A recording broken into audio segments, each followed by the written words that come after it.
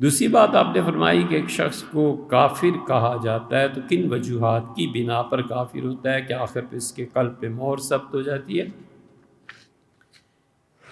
کئی ایک اسباب ہوتے ہیں، کئی ایک چیزیں ہوتی ہیں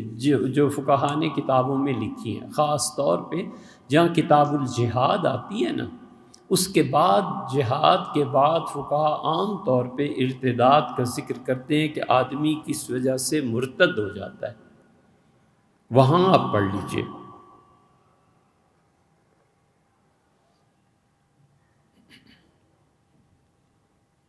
کہ کن وجوہ کی بنا پر وہ مرتد ہوتا ہے۔ تو جو ارتداد کی چیزیں ہیں ان میں خاص طور پہ بے ادبی، اللہ کے بندے جو خدا کے قرب کے مقام تک پہنچے ہوئے تھے، خاص طور پہ ان کی بے ادبی، لوگوں کی توہین کرنا، ایک علم کی بات ہے، بات کریں، ایک کسی کی نیت پہ شبہ کرنا، کسی کے اعمال پہ والعیاذ باللہ ان کی توہین، یہ بہت بڑا سبب بن جاتا ہے کفر کا،